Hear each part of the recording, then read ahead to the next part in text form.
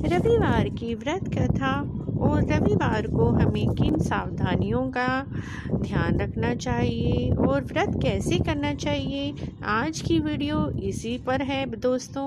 अगर आपको यह वीडियो अच्छी लगे तो चैनल को सब्सक्राइब करें, लाइक करें और स्टोरी को शेयर जरूर करें। सर्व मनोकामनाओं को पूर्ण करने वाला रविवार का व्रत बहुत श्रेष्ठ माना गया है। इस व्रत की विधि इस प्रकार है। इस दिन जल्दी उठें, स्नान करके स्वच्छ वस्त्र धारण करें, शांतचित होकर परमात्मा का स्मरण करें। भोजन एक समय से अधिक नहीं करना चाहिए। भोजन या फलाहार सूर्य के प्रकाश में ही कर लेना चाहिए। यदि निराहार रहना हो तो सूर्य छिप जाने के बाद अगले दिन सूर्य उदय होने पर सूर्य भगवान को अर्घ देकर ही भोजन करें। व्रत के अंत में कथा अवश्य सुने। व्रत के दिन नमकीन और तेल युक्त भोजन नहीं करना चाहिए। इस व्रत के करने से मान सम्मान बढ़ता है, शत्रुओं का क्षय होता है, आँख की पीड़ा के अतिरिक्त अन्य सभी पीड़ाएं दूर हो जाती हैं। रविवार की कथा इस प्रकार है। एक बुढ़िया थी। उसका नियम था प्रति रविवार को सवेरे जल्दी स्नान करना, घर को गोबर से लीप कर फिर भोजन तैयार कर सूर्य भगवान को भोग लगाकर स्वयं भोजन करती थी। ऐसा व्रत करने से उसका घर अनेक प्रकार के धन धान्य से पूर्ण था। श्री हरि की कृपा से घर में किसी प्रकार का विघ्न या दुख नहीं था। सब प्रकार से घर में आनंद था। इस तरह कुछ समय बीत जाने पर उसकी एक पड़ोसन, जिसकी गौ का गोबर वह बुढ़िया लाया करती थी, विचार करने लगी, यह वृद्धा तो हमेशा मेरी गाय के गोबर को ले जाती है, इसीलिए अपने गौ को घर के अंदर बांधने लगी। बुढ़िया को गोबर न मिलने से रविवार के दिन बुढ़िया घर को लीप ना सकी, इसलिए ना तो उसने भोजन बनाया, ना भगवान को भोग ही लगाया और स्वयं भी भोजन नहीं किया। इस प्रकार उसने निराहार रहकर व्रत किया। रात्रि हो गई, वह भूखी ही सो गई।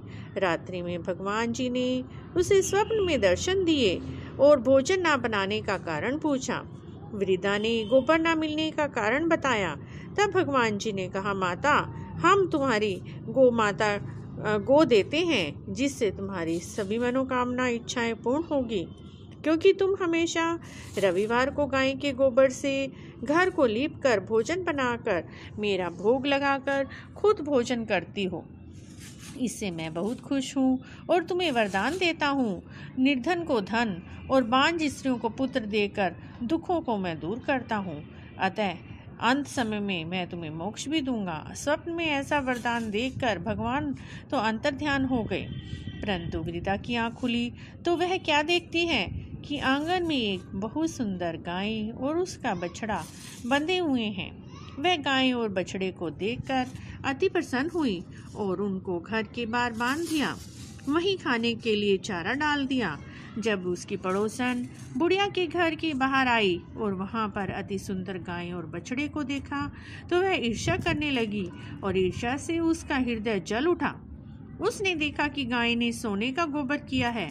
तब वह गाय का गोबर ले गई और अपनी गाय का गोबर उसकी जगह रख दिया।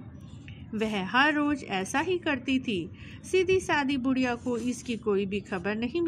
तब सर्वव्यापी ईश्वर ने सोचा, चालाक पड़ोसन के कर्म से बुढ़िया ठगी जा रही है, और ईश्वर ने संध्या के समय अपनी माया से बड़ी जोर से आंधी चला दी।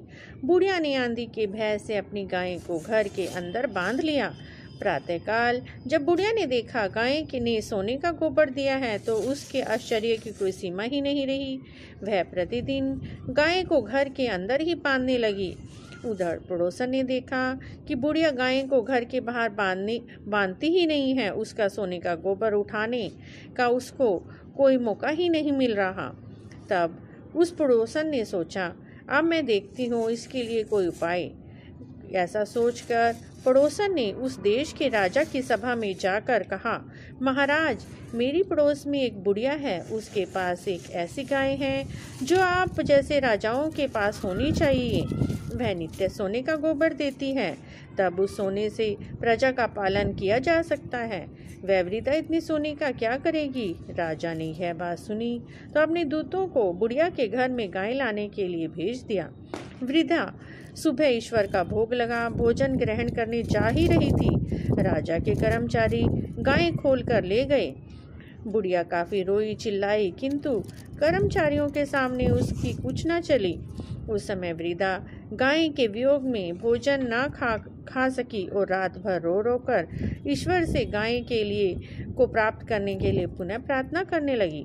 उधर राजा गाय को देखकर बहुत प्रसन्न हुआ, लेकिन सुबह जैसे ही वह उठा, सारा महल गोबर से भरा हुआ उसे दिखाई दिया। राजा यह सब देखकर घबरा गया। भगवान ने रात्रि में राजा को स्वप्न में कहा, हे राजा, गाय बुढ़िया को तुरंत ही लौटा दे, इसी में तेरा भला है। उसके रविवार के व्रत से प्रसन्न होकर मैंने उसे वह गाय दी है। प्रातःकाल होते ही राजा ने बुढ़िया को सभा में बुलाया और बहुत सा धन और सम्मान सहित गाय और बछड़ा लौटा दिए। उसके पड़ोसन को बुलाकर उचित दंड दिया। इतना करने के बाद राजा के महल से गंदगी तुरंत ही साफ हो गई। उसी दिन से राजा ने नगरवासियों को आदेश दिया कि राज्य की और अपनी समस्त मनोकामना की पूर्ति के लिए रविवार का व्रत रखना चाहिए। व्रत करने से नगर के लोग सुखी जीवन व्यतीत करने लगे। कोई भी बीमारी और प्रकृति का प्रकोप उस नगर पर नहीं होता था। सारी प्रजा सुख से रहने लगी। इस प्रकार रविवार की कथा कहते सुनते सभी की मनोकामना भगवान सूर्य पूरी करें।